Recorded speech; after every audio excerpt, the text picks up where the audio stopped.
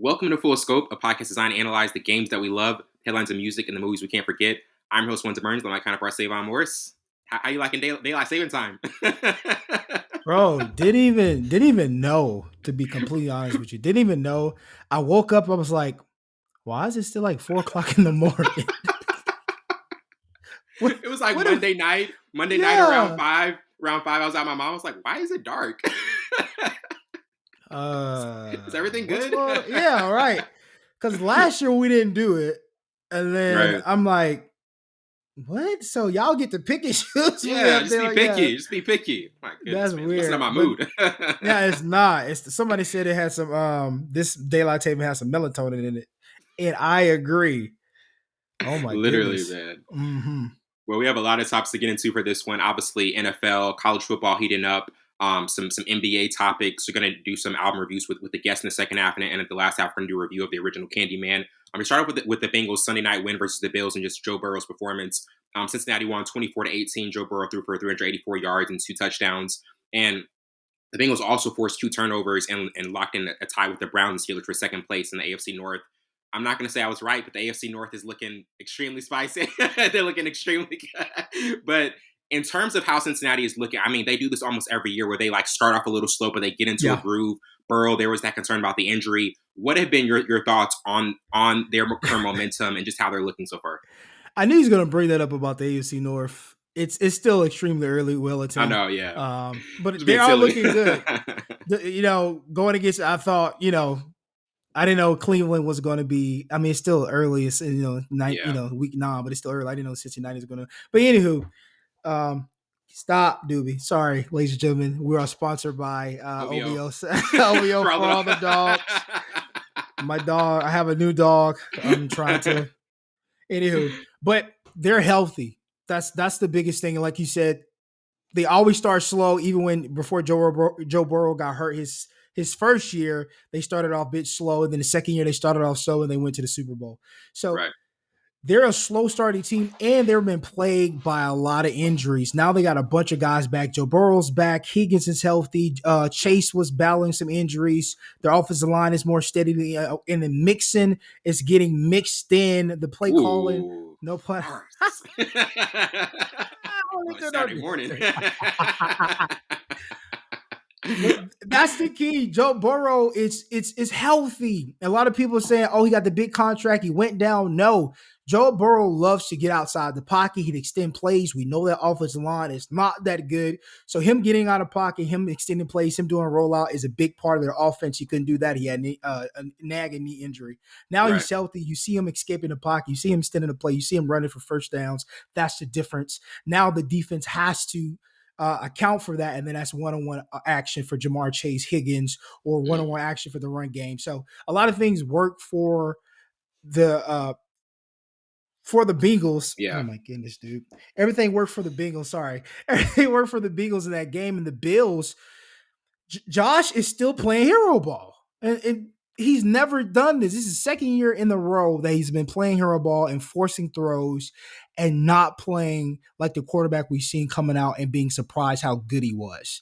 Yeah. And it's heartbreaking. And if he doesn't stop playing hero ball, they're not going to make it to the playoffs. Is he ever going to stop?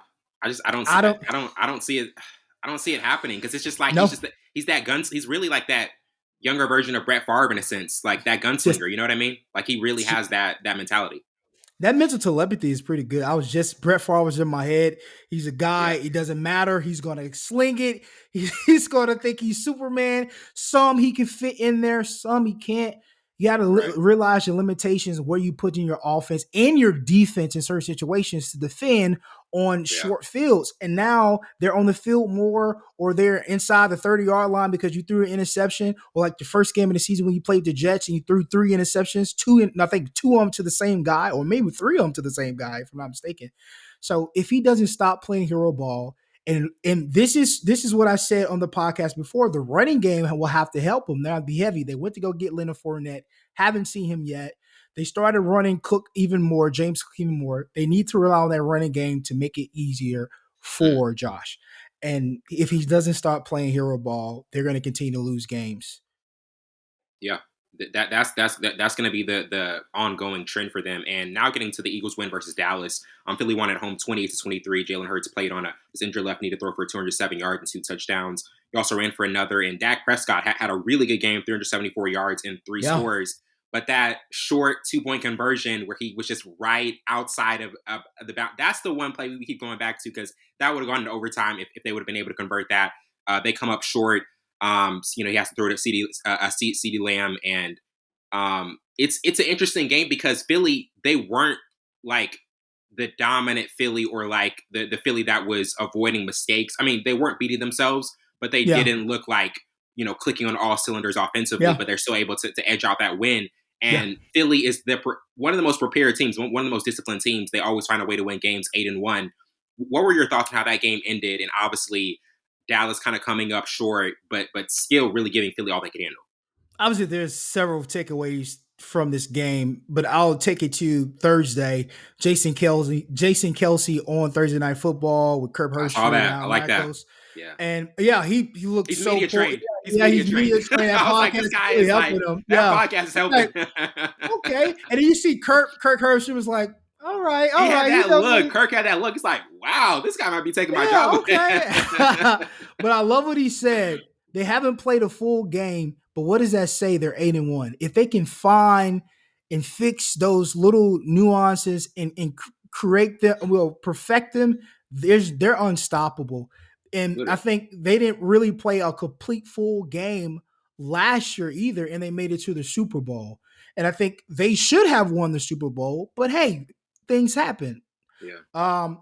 But I do think with the Eagles, there's like some frustration there for spectators because they're 8-1. They have the push rule. They have this brotherly love. They have all these things going for themselves, and they still haven't played a complete game.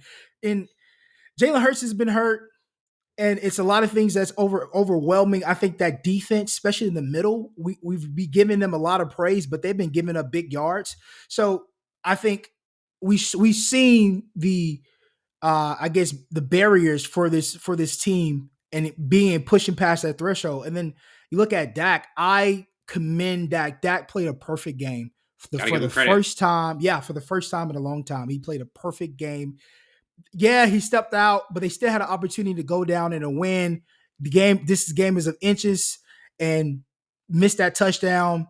That's big. But I think Dak Prescott played a big game, and he put the team on his shoulders. No blemishes, no interceptions.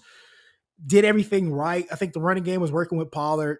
Did you think they were going to win it? Did you think they were going to win it when they were like driving down? Like, what? How did you think it was going to? Nah, I didn't think so. I was like, it's always something with the Dallas that's their barrier. It is not talent wise. They have the talent with the Dallas Cowboys. It's just something missing. It's just in the atmosphere. Maybe the owner used to be a racist or still a racist, and that kind of. I'm sorry, I didn't know.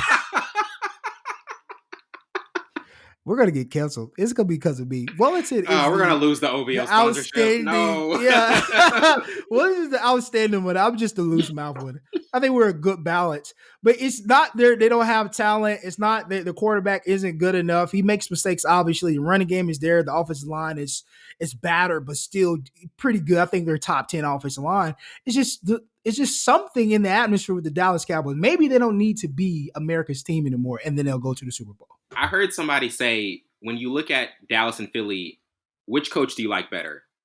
Obviously, Sirianni with the Eagles, because these all. I would. I'm biased. Okay, McCarthy. Mike McCarthy came from. I hate that he left. I like. I can't remember his name right now. I like him, but Mike McCarthy. That's Matt LaFleur, the current one. Yeah, Matt LaFleur. Yeah. Thank you. And I was supposed to be a Green Bay Packers fan. It's a Packers fan. His name is escaped me. But Stephen A. says Matt LaFleur. Matt LaFleur. Now I'll take Mike McCarthy. I think he's a better play caller. And I think our success a lot of times with Green Bay was because of him. And obviously Aaron got more of the praise. But Mike McCarthy's game planning that's why he got the position with the Cowboys. That is true. Jerry Jones is then you're not going to put just anybody as his head Anybody, coach. yeah. Yeah. So Mike McCarthy, I think, is a great coach. It's just it was his time. His tenure at Green Bay was running to an end because of I think the conflict that began with Aaron Rodgers. So Ronnie, I like him, I do, but I think I would take a more seasoned head coach and Mike McCarthy, who's Yeah. Been had around more the block. success, been on the block. Now he's created his own lane of things. Obviously, the brotherly push, different offenses to to accommodate That Jay. joint is so unstoppable. Like It's bro. can anybody is you remember how Brady had the QB sneak and like everybody knew, oh, Yeah. they're gonna get it. This is Yeah. like becoming the 2.0 QB sneak, and like you cannot stop it at all. There's If no they have a way 4th and goal in the Super Bowl against the Chiefs and it's the tush, everybody like, oh, they're gonna win it. they're gonna win it. I would tush push all the way down the field, bro. And then they have other plays within that we've seen. And I Yeah. know they have like 6 or 7 more plays within the brotherly push that would be able to like get them big games like we've seen in one of the games this year. But One it's thing I wanted to unstoppable. say, yeah, one thing I want to say real quick, they're going to have a very interesting next few games. They've got the Chiefs, obviously, Super Bowl rematch, Yeah. Bills, 49ers, Oh Cowboys. yeah. What do you see? How do you see their record being after those 4 games? They beat Chiefs. Oh, okay. They beat the Chiefs.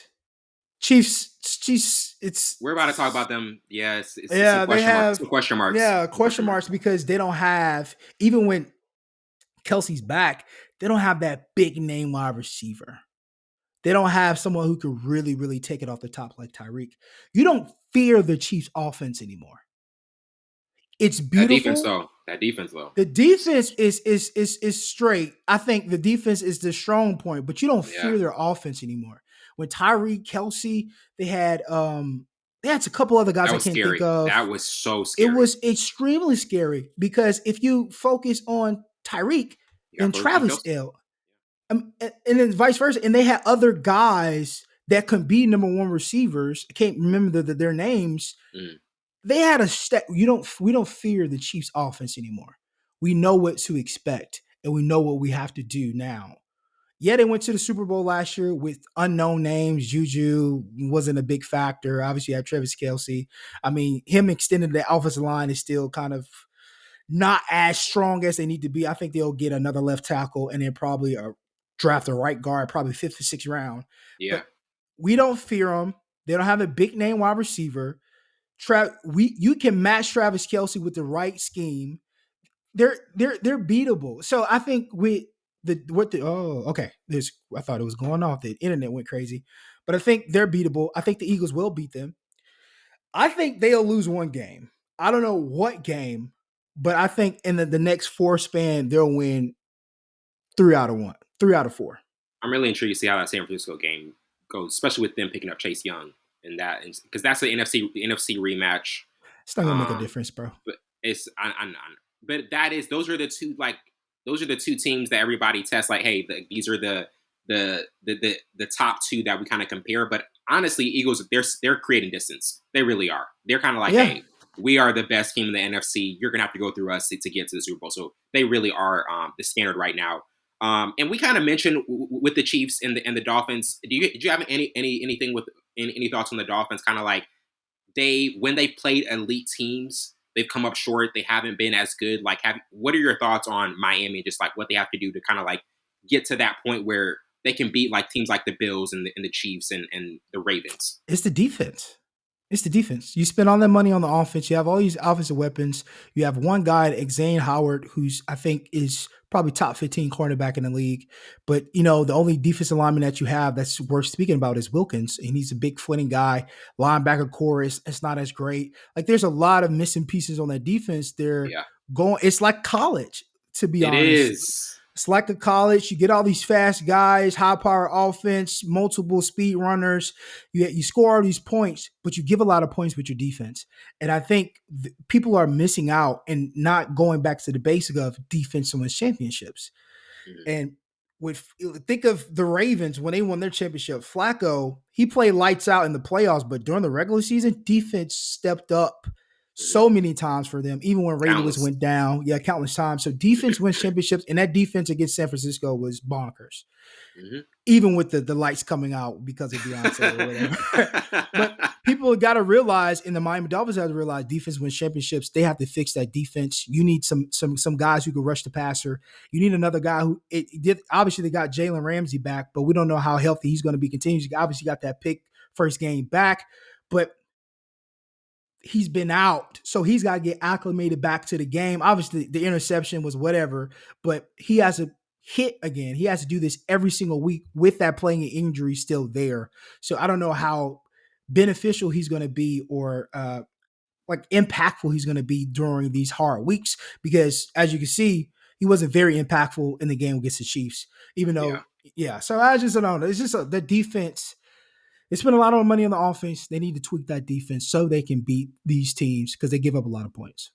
absolutely. And now getting into the Ravens dominating Seattle, Baltimore won 37-3 at home, and Keaton Mitchell had a breakout performance with 138 yards plus his first pro touchdown. And the Ravens are also, leading the league with 35 sacks total and had 4 in the first Yeah. half. This team is really coming together. Lamar Jackson is having one of his most impressive seasons, and this is one of those runs that they're currently on where people are starting to be like, hey, can this team finally get to that AFC Championship? Can Lamar Jackson possibly have his like year where he is like the clear cut defined like MVP type of candidate that we all expect him to be? What have been your thoughts on what Baltimore's been doing and their dominance against Seattle, a pretty good Seattle team actually? It's a mixture of things. Obviously, Lamar never has the big numbers in the pass game. It's a mixture of run, pass, and then they have the running game to boot. Dobbins is out for the season again. Mitchell had 138 yards with a touchdown. Gus Edwards came in 52 yards and 2 touchdowns. So the running game is working for them. They finally got a good system with that offensive line. They moved Yeah, some pieces around, and now it's working. Running game opens up the play action. Football is so it's really simplistic. simple. Yeah, It's it's really so simple. simple. If they're in cover 3, they're bringing a safety down. If you're running the ball, they're going to do that. Now you have outside one-on-one deep coverage. It's so simplistic when it comes to football, and I think the Ravens know that, and they know they don't have to put so much pressure on Lamar to be a pocket passer like they do Justin Fields, like they do Jalen Hurts, like they low key do Patrick Mahomes. They understand who he is as a player and they play to his strengths in the running game. And then you get 2 other runners and running backs. And then you get a tight end and Andrews to complete the entire thing. So that's the Yeah, beauty about the Ravens. They are so simplistic and they run the ball. Both of the brothers run the ball. Michigan and the Ravens, they run the ball. They got Corum. He got Gus Edwards. They run the ball. That's bread and butter. Harbaugh run the ball. But yeah, I mean that's it. I mean that's was it. And then Seahawks, I didn't think they were going to allow 37 points. Oh Obviously, my the goodness, defense that is was the stunner of the yeah, day for me. I was like, newly renovated defense had some high points, and that yeah, running game just went over them. It's some missing pieces within the middle of the Seahawks, even with one of the veteran guys. But yeah, man, Ravens look really, really good. If that running game can be consistent through the continuation of the season, and then Lamar can add to 100 yards to that passing game to kind of keep everybody honest, so they won't that's a stack the dangerous box. team. It's a It's dangerous team. dangerous. And OBJ back looking healthier. So they got a lot of really good pieces that can start clicking. And now getting to, I mean, 2 guys who had really impressive performances. Josh Dobbs had a really good one, Yeah, but CJ Stroud has been taking over the headlines. that's the Five man. touchdowns, rookie record, 470 yards, No, and they're playing the Bengals. Which, come on, like NFL, I gotta say something. Y'all gotta stop putting these lower tier Sunday night games. We got like the Raiders and Jets. We could be having the Texans and Bengals or something. Like it's just some of these primetime games I'm not understanding. But when you look at what CJ Stroud is doing, man, like him coming out of college, he had that amazing performance against Georgia, comes up short. But people were saying, "Oh, I don't know if you want to take CJ Stroud in the draft." And the numbers he's putting up now, what has impressed you the most about him, and what he can continue to do? his ability to let the game come to him and having a decent offensive line. I think that's the difference between him and buddy from Alabama. Why these names escape me from the Carolina Panthers, bro? Oh, Bryce Young. Yeah. Bryce Young. That's the difference between the two because I had Bryce Young over CJ Stroud because of how many things that Alabama allowed him to do in the pocket, him reading the football. Like it just, he had those, tangible Savon's things you look Corner. for If the you guys quarter. don't know, there's a segment called Savon's Corner. Savon, we have this. You guys are paying Not attention. official. Not official. It's coming. Wellington's created this. But no, I had him over there because of just the little nuances that Bryce Young has as a quarterback, and CJ was more of just I'm just going to throw it. He didn't read progressions. They're guys. He Yes. had better wide receivers in my eyes at Ohio State than Bryce Young had at Alabama. I know a lot of people may think, I don't know about that, but I do. But what he's done so far, I think his belief in himself. They're 4-4. They're still a young team, young head coach, first head coach, DeMarco Ryans, and I think they're playing great football in the niche of where they come from the past couple seasons. But I think it's the confidence he has in himself and allowing the Yeah. game. He's actually relearning the game of football because a lot of coaches On the don't fly. require, on the fly. A lot of coaches in college don't require their quarterback to read defenses. They read them for them. They give, hey, if the X is not open, throw it to the Y. So they're not actually reading the defense. They're just taking what the defense gives them. With NFL, you really have to pre-read the defense. You can Yes. switch the play. So he's relearning the game and it's starting to slow down a little bit for him. And That's what I'm yeah. seeing. I Yeah. was thinking that to myself. I was like, it looks like the game is just so slow for him. Like, do you Yeah. think that is like, even Joe Burrow says like the game is just slow for him. Like he can Yeah. just like read through it. Like, do you think that is a learned thing or one of those things where you're kind of getting into a groove like later on into the season and you just start to see things different? No, that's a learned thing. That's something that's countless amount of time in film, talking to your quarterback coach, getting with the offensive line, like being in sync. Being in sync is very. I mean, obviously, it's beneficial and it's good for the offense, but you individually slow it down by watching film. Look at Luke Kuechly. He watched Mhm. so much film. Ray Lewis watched. They slowed the game like he knew plays before they even ran them. Hey, it's a sweep this way. It slowed down because he put in the time and the effort to learn the game and learn these teams. So I think when it's like the game is slowed down, that means I watched a ton of film. I'm confident in the playbook. I'm completely healthy. So let's get it. And I think that plays a part. You definitely have to slow the game down by learning the game in watching film. Something somebody didn't do that we won't name that everybody know. Yeah, you all know him. You already know. 0%. And before we move on to college football, especially with Josh Dobbs and his performance, completing 28 of 38, 158 yards, 2 touchdowns. He's stepping in for Kirk Cousins now. Obviously, Kirk Cousins had season-ending injury. What stood out to you in that performance, and how do you think he can build on what he's doing? Because they kind of had that set way of like, hey, like Kirk is our guy. That's a big adjustment to step in for a quarterback who has highs and lows, but can have extreme highs, and now he's having to completely reconfigure the offense. You everybody listen. If you don't watch football, listen to this. Yes. What Josh Dobbs did was extremely hard to do. It's not easy. Extremely hard to do. To come in just a short week, be able. The man is a rocket sciencer. He's a rocket scientist in science.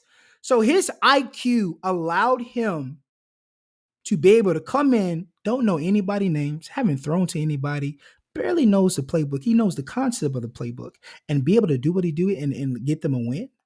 That's not easy to do. Josh Dobbs is on another planet.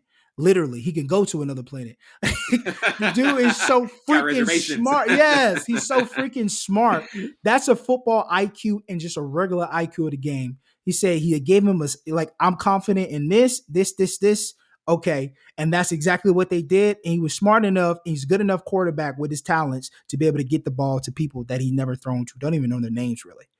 So what he did was so hard to do. Don't expect anybody else to come in. You look at You can't replicate that. You can't replicate that at all, man. I don't care who it is. Tom Brady, Aaron Rodgers, they're not going to be able to do that in a short week like that. That's just being extremely smart. I don't. That's how I feel. I don't think any other quarterback could have did that, and I've never seen another quarterback do that. Man, incredible, Yeah. incredible. Definitely a rocket scientist. Yes, bro. Let's give him flowers, bro. That's crazy to Yes, do. definitely. And before we get to kind of some of the games this past weekend, obviously, if you have any semblance of what's been going on, Jim Harbaugh has been all over the headlines. Obviously, yesterday he was suspended. The Big Ten decided to suspend him 3 games for the sign a Oh stealing my scheme. And goodness. to close it out, I mean, the last 3 games of the regular season, like what has been your takeaways of this? This has been constantly in media coverage. And now it's just one of those things where, like, the beginning of the season, there was a suspension. Now he's suspended the last 3 games, and it's a big mess. It's a major mess. This is what I'd say, and I'll move on. What they're doing is not going to stop them from winning the national championship, winning Oh, the playoffs. They're the most complete team, the most disciplined team, and you can win games and blow people out without your head coach for the first 4 games. And now you got to blow up some other people. They're going to beat the and crap do out of it. Penn State. They're going to beat the crap out of Penn State because McCarthy is playing lights out. He's playing like a seasoned quarterback in the NFL. Right. Running game is working. Offensive line of discipline. 2 guys transfers from Stanford immediately start. Defense looks good, poised. They're one of the least teams with penalties, team penalties, individual penalties. They're so disciplined. They're so well-oiled machine, even without their head coach in the football. What they're doing to Harbaugh would not stop them from winning the playoffs. Can't That's stop how I won't feel. stop. Can't stop won't That's how I feel. stop. Come on, bro. This is Like, not that's the the thing. You can't take that away. What they have as a team, I know Jim Harbaugh is important, but what they have as a team is so integral. It's it's not any. They weren't phased the first 4 games of the season, and I don't, like you said, they're not going to be phased the last 3. and with that, the first black head coach for Michigan was born, even if it was for a game. So in that suspension brings life and growth. Yeah, These kids are bought in so much that they can compete with a clear mind without their head coach. You think they can't do that for another 3 games? come You on out now. your rabid mind, bro. Come on. They And got I'm a Florida Gators fan, bro. we're defending Michigan. Go blue! Go blue. I got so many past college friends in Michigan who are gonna be like, yeah, Wellington, you defended them. I'm like, all right. They got a good team. I gotta admit it. um, Really good. and now getting into the Alabama LSU game, Alabama won at home 42-28. Jalen Yeah. Milroe ran for 154 yards and 4 touchdowns, plus threw for another 219 yards. And we remember earlier in the season they lost to Texas. There were major questions. Jalen Milroe is looking extremely um, looking more settled, honestly, and understanding the offense more. He's a dual threat type of quarterback. May not have the Yeah. same type of arm talent as past Alabama quarterbacks, but that Yeah. him running and being able to just dominate in the run game is very is working wonders for them. What were your thoughts on this matchup for Alabama, and also just what they can do going forward? Because they all got their eyes on Georgia. That, Yeah. that's the major target. Yeah. You know, two things, big things I got from this. Daniels puts himself in so many situations. I'm surprised he has not got a concussion Yes. before this game. He's such a big part of the offense. When he went out, game's over. Instantly. Like, the life Instantly. went out. Like, it was a really good game for through 3 quarters, and instantly was a wrap. Same thing with Florida State. Yeah. When they stop him from running, instantly. So that was the biggest takeaway. Second takeaway, I'm a big fan of, not a big fan, I'm a fan of Milroe. Yeah. I want him to succeed at quarterback. They finally are realizing, stop trying to make him a pocket passer. He's not Bryce Young. He's not Tua Tagovailoa. I think I said that right. Yeah. He's not that. He's Jalen Hurts.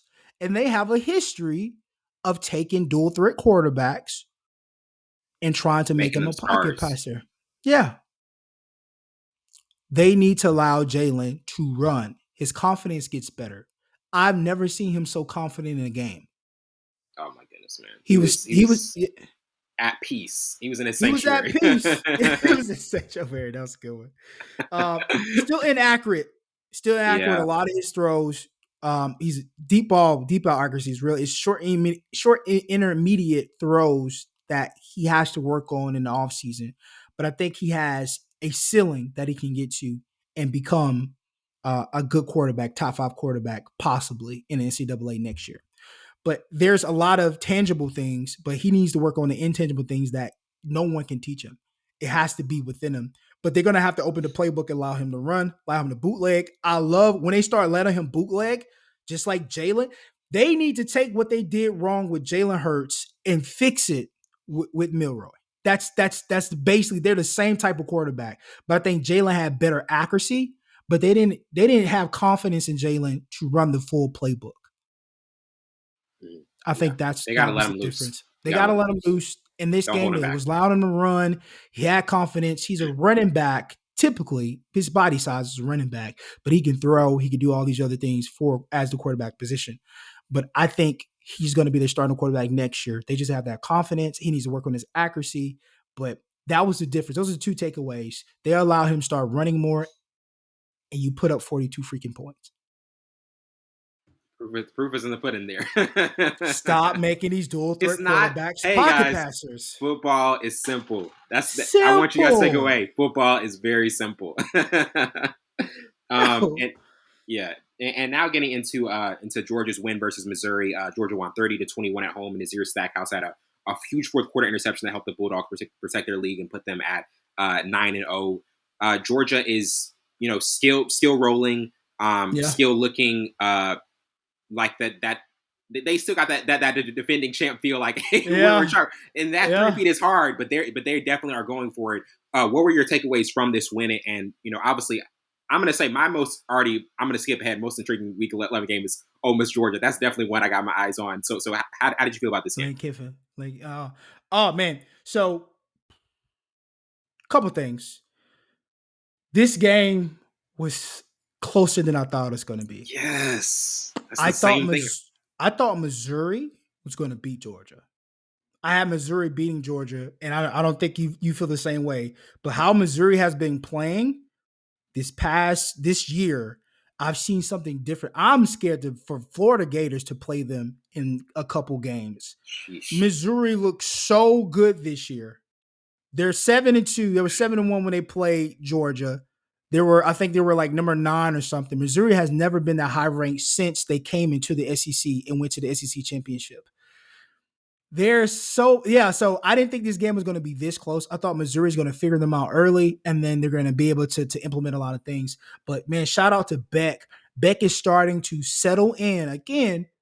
He's not reading defenses. Don't let these college quarterbacks fool you about them reading. They already have pre snap reads that the coaches give them in their playbook. If the X is not open, throw it to the Y or whatever the case may be. But Yeah. Beck is starting to settle and not try to play hero ball. He's trying to run a little more too. I've been seeing that the last couple of games, and he's trying to become that dual threat quarterback and extend plays like his predecessor did, who's with the Rams. What's his name? Current Who? quarterback, Stafford. No, the quarterback who just went from Georgia. They won the championship with them, and he's with the Rams. Oh, Stetson Bennett. There we go, brother. I don't want I to throw was. it I, again. I've been getting all the names. So I got to keep my streak going. Yeah, exactly. That's exactly why they were good with Stetson Bennett. Stetson Bennett extended the plays. Yeah. Third downs when everybody was covered, he extended plays, get the first down run. I think Beck is starting to do that more. 254 yards, 2 touchdowns. Still a young guy, settling into that role, settling into those shoes of what Bennett did.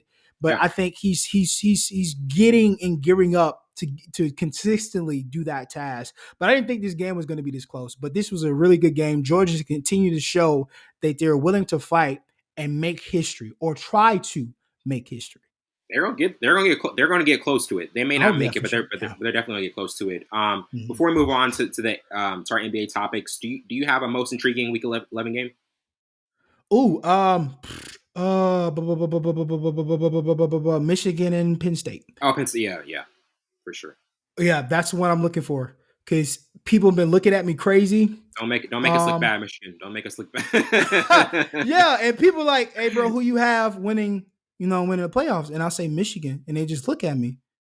I'm like, Yeah. bro, Michigan legit. Oh, they haven't played anybody, but they're blowing them out. I see if they're winning like 25, 21-3 or something like they're blowing teams out. And now they're about to get into the bulk of their schedule and they're going to show you why they're going to win the playoffs. So, yeah, this is the first test to show people Penn State, Michigan. Yeah, it's going to be a good one, but I obviously have Michigan winning. That's my most intriguing game. Definitely. And now getting to the NBA and kind of thoughts on OKC's potential and how they've looked so far. They're currently sixth in the East, sixth in the West. Shai Gilgeous-Alexander has picked up kind of where he left off last season, averaging 21.2 points. And the connection with him and Chet Holmgren has been really top tier. Lou Dort has been contributing as well. And there have been, obviously more impressive teams, but this is a team that we're starting to see like, hey, this could be like a young core that could start going on a run, just like how we saw Sacramento last year push Golden State. This could be a team that could be a dark horse in the West. What has stood out to you so far about them? And Savon's giving that look. No. How do you kind of feel about this team so far? No, it was just funny. Like you always like say the dark horse. I do say that because I got a friend who's a big I'm gonna try to have them on the show in a couple weeks, but they are a huge OKC fan. They think Shai Gilgeous-Alexander is the greatest player on earth, and they're just sold on them. So OKC is generating a lot of hype currently. So what I like about OKC right now, one, they're averaging 118 points a game. Yes. Two, they're winning on the road, haven't lost on the road yet. That's key. That's huge in basketball, winning on the road, and they've been doing that 2-0. And I think I called a couple games. And man, I forgot his name, and I was like, "Hey man, this dude got like 5 names in one name. He's a young guy, and I think you just said his name, Shai Gilgeous-Alexander." Yeah, that's such a complicated. Such a complicated name. SGA. No, for real, that's exactly what I'm about to start calling him. SGA. I've been at SGA, Student Government Association, brother. But watching him, it's unfair. That's what I'm saying. It's unfair how much he has, and I'm sweating thinking about it, how much he has in his bag at point guard. That's one of my favorite positions, point guard, and then center is like him to be that tall, move that quick, create his own shot, facilitate, move around. Like it's so many things in his back. Then he can post you. Then he can take it. He's a slasher. It's unfair. They're 5-3, mostly because of him. Yeah. But they do have a young core. We've seen them progress year after year. Even with Chris Paul was there, I thought they had chances to even with that young core. They're close. OKC hasn't been the same since obviously Russ left, KD left, James Harden left, Ibaka, Adams. What a run. Yeah. Now they've been rebuilding. I think now they're surely close to fruition. I won't say trust the process because that process has never been finished with 76ers, but they're close to fruition. And I like this. I think it's Lou Dort. He's Lou Dort. Lou Dort. He's such an underrated player. He's a major key for them. Yes. And then Chet Holmgren being able to play the center position, which he can play any position on the court. I think that's a big strong suit. The Chet and Wemby rivalry begins. Yeah. I saw what he put on Twitter talking about, that was a headbutt or elbow or something because it showed him getting. Yeah. And that definitely was an offensive foul. They did not call because he's the star child right now. Oh, yeah. If Chet would have never got hurt, during that pro-am, that would have been his rollout. That would have been his rollout for sure. He really was set up to have a big rollout, bro. I remember we talked about that, and we were like, because they're the same player. Yeah. They're the same player, bro. Literally the same player. Definitely. It's just 2 tones differently. And before we move on to break, the Sixers, man, they are currently first in the East. They are looking really good. Embiid is having another kind of MVP caliber type start to the season. Also, I feel as though the Warriors, they have been impressive as well. They came up close to Denver. Lost by 2 or 3 on the Yeah. road. Clippers have looked a mess. I mean, it's just like it's so bad. This is what we should expected, man. Like only one person can have the ball at a time. Your turn, my turn, and now we got to make sure Harden's happy, which is never going to happen. Who thought this was a good idea? That's what I'm saying, man. Have there been any other takeaways from the season so far? Any teams or any players that have stood out to you? Milwaukee's kind of is getting off to a slow start as well, but yeah, which I thought was going to happen because but Dallas has been surprising me. Cheers to Dallas. Yeah, because I think Kyrie balled in. Bought in. I'm like, yo, I don't know if he's gonna keep this up, but Kyrie's looking a little calm. Like, I'm buying into this. Yeah, he bought in. I think, man, Mark Cuban is such a great owner / manager, and he really cares for the players, and he's gonna look out for the best interest. I don't think Kyrie has ever had that in an owner. Ever. Not even with the Cavaliers. Especially not with the Celtics. Management matters. And Mark Cuban is a man of the people, man of his players. And he's been doing this for so many years. And he's seen everything, right? So I think that plays a role. And then having the confidence that I have a guy who can knock down shots in Luka. Oh, yeah. We have some great pieces around us. Yes, Luka's looking good. And then Denver is looking really good. Like, really, really good. And this guy was making fun of my finals pick. Oh, you always pick Denver. That is not my voice. That is not my voice, sir. That's so funny, man. Oh, you pick Denver. It's still early, sir. It's still early. Any thoughts on your finals pick, Lakers? I said the Lakers. Oh, don't do that. Don't do that. Hey, I'm standing on mine. Denver, Boston. I'm not. I don't even remember mine. Did I say because I know you have Milwaukee in the East. You got Milwaukee in the East. Oh, so I said the Lakers in Milwaukee? I did not say that. Did you say Golden State? I don't remember what I said. Okay. That's the I'm being like truthfully. Okay. Okay. I did say the Lakers in Milwaukee. I did say that. You still feel good about that? It's still early. It's still early for sure. A lot of people didn't think Lakers were gonna make it to the playoffs, so last year. Very true. We're gonna take a quick break and we'll be right back.